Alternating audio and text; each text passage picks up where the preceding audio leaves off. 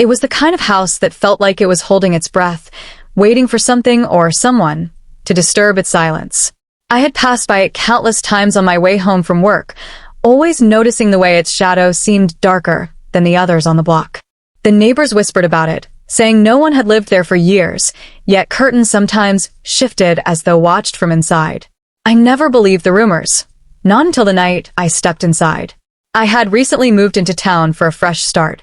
After leaving behind a painful breakup and years of city noise, I thought a small town would give me peace. My new apartment was decent, but from my window, I had a perfect view of that house, the one that seemed to lean in closer every night.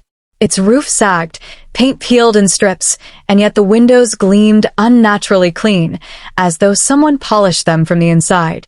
I often caught myself staring, wondering who maintained a place everyone swore was abandoned. Curiosity has always been my flaw. I was the kind of woman who read ghost stories under the blanket as a child and dared myself to walk through cemeteries at night.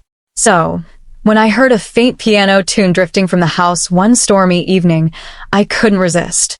I told myself maybe it was a squatter, maybe kids messing around, or maybe, just maybe, the stories were true. The gate creaked when I pushed it open, the rusted metal crying out against the silence. The grass was high, but oddly, the path to the porch was trimmed, as though someone expected guests. My shoes tapped against the wooden steps, and for a moment, I hesitated. The air felt thick, like the world had gone underwater, muffling every sound except the pounding of my heart. The door wasn't locked. It swung open with a slow groan, revealing a hallway coated in shadows. Dust motes floated lazily, but the air wasn't stale. It smelled faintly of lilacs, sweet and inviting, like a perfume that didn't belong in such decay. I stepped inside, and the door closed on its own with a soft click behind me. Inside, time felt distorted. The wallpaper was faded but intact, the furniture old but polished, and the chandelier above me swayed though no breeze stirred. I followed the faint sound of music deeper into the house, my footsteps echoing in a way that made it seem I wasn't alone. I reached what must have been the parlor, and there stood a grand piano. Its keys moved on their own, pressing down to form a melody so sad it clawed at my chest. "Hello," I called out, my voice trembling more than I liked. The music stopped. The silence that followed was worse than the tune itself, stretching long and heavy. I felt eyes on me, though the room was empty. Just when I thought I imagined it all, a whisper brushed my ear, soft, feminine, and near enough that I flinched. "Welcome back." I spun, but no one was there. My throat went dry. I should have left, should have run, but something rooted me in place. The whisper hadn't felt threatening. It felt familiar, like the voice of someone I had once known but forgotten. Against all reason, I stayed. I wandered through the house, each room stranger than the last. In the dining room, the table was set with plates and silverware, but each seat had a layer of dust except for one at the head, where the glass shone spotless.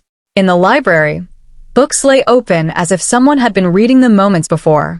In the upstairs bedroom, the bed was made, sheets tucked neatly, but an imprint on the pillow suggested someone had been lying there recently. And then I found the mirror. It stood at the end of the upstairs hallway, tall and gilded, reflecting more than just my image. When I looked into it, the hallway behind me was different, brighter.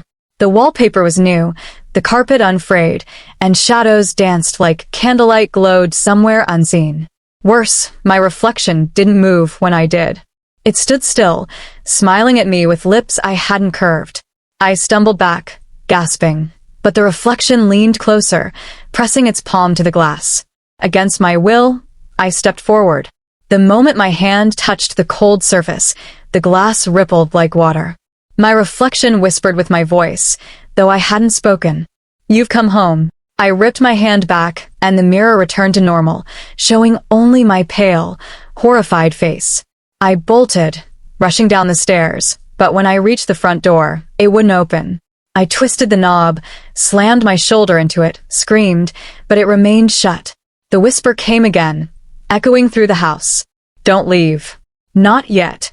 The lights flickered, and every door around me slammed shut in unison. My pulse raced as I realized I wasn't a guest here. I was a prisoner. Hours, or maybe minutes. Time was strange there, passed as I tried every window, every exit, only to find them sealed. I screamed until my throat burned, but the house only sighed in response. Eventually, exhaustion dragged me to the parlor again. I collapsed onto the velvet couch, shivering. That's when I saw her. A woman, pale and beautiful, stood by the piano. Her dress was old-fashioned, her hair flowing like ink, and her eyes glowed with sorrow. She watched me quietly before stepping forward. "You shouldn't have come," she said softly.